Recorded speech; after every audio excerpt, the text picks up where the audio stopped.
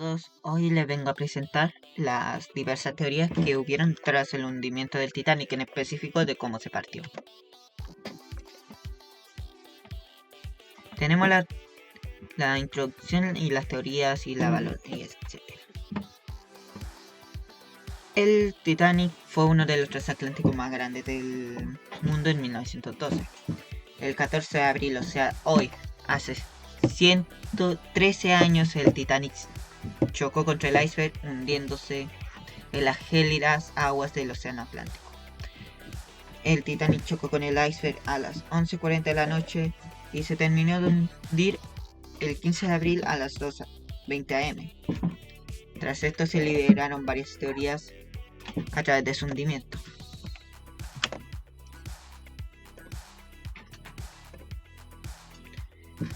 El Titanic era uno de los barcos más grandes del mundo, y famoso a la vez. Desde 1912 el Titanic ha tenido varias teorías rondando sus cubiertas, como la mismísima teoría de cómo se partió o la teoría del intercambio, que pronto vamos a hablar de ello. Desde 1912 el Titanic ha tenido varias teorías de cómo se hundió, en especial la que habla de que se hundió en una sola pieza, que fue la más conocida hasta 1985, donde el oceanógrafo Robert Ballard, el 1 de septiembre de 1985, descubrió el naufragio y descubrió que estaba partiendo. Ahora vamos a ver las diferentes teorías que hay, como la de James Cameron, que fue ocupada para Titanic en 1997.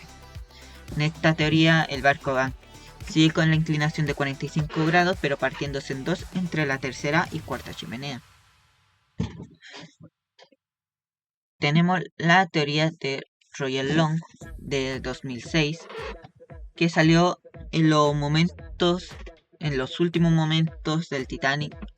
La pieza perdida es el documental, donde en esta el Titanic, en vez de llegar a una inclinación de 45 grados, llega a una inclinación de 23, partiéndose un poco, y después la popa aplasta parte de la proa, que según dicen es como se ve en el naufragio.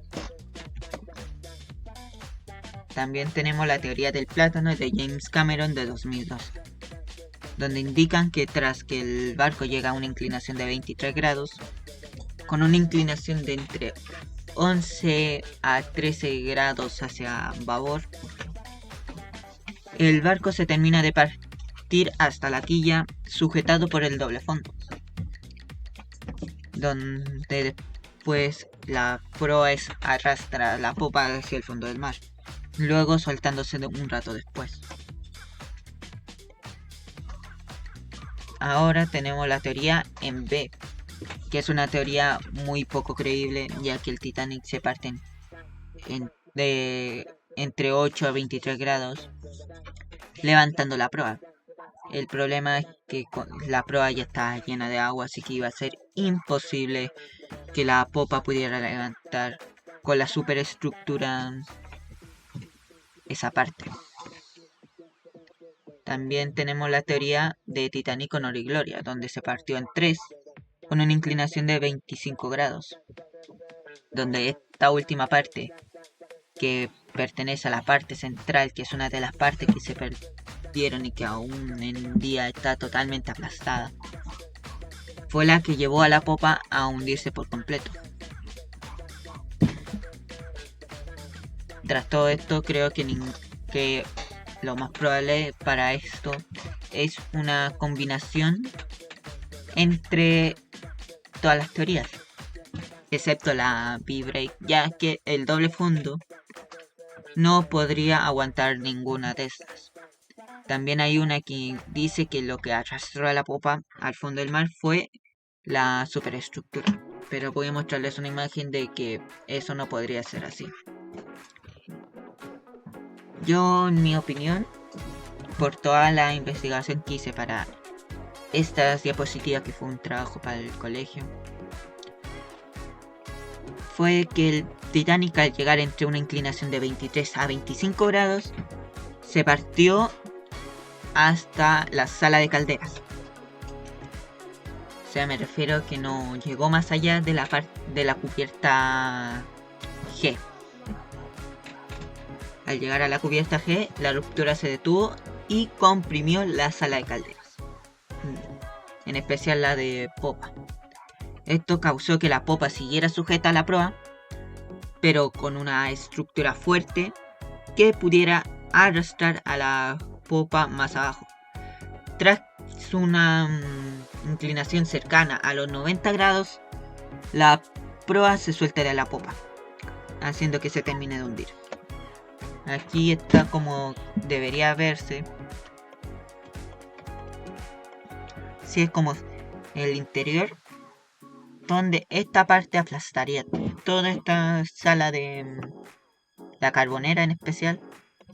Y aquí es una versión lejana, donde se aprecia que si unida la proa con la popa. En conclusión, solamente se podría comprobar estas teorías con un modelo grande a escala real y con todas las divisiones interiores que tenía el Titanic original, para ver cómo el agua afecta a cada parte del barco y ver si el doble fondo o la superestructura hayan mantenido el Titanic unido para que se terminara. Estas fueron las bibliografías que ocupé para este video y para el trabajo. Y voy a mostrarles la imagen a la que me refiero. Tenemos una de las teorías que hoy en día se piensa que podría haber sido, es que esta parte de aquí, la superestructura, fue la que agarró la popa para hundirla. Pero yo aquí pillé un problema, ya que en el barco, justamente en esta zona de aquí, en esta pequeña zona de aquí, está esta junta de expansión. Una junta de expansión que también está aquí en proa. Que hoy en día esta junta en el fondo marino no existe, ya que todo esto, por el impacto que tuvo la proa en el fondo marino, esto fue dañado. Así que más encima creo que estaba hecho como de goma para que sea más elástico.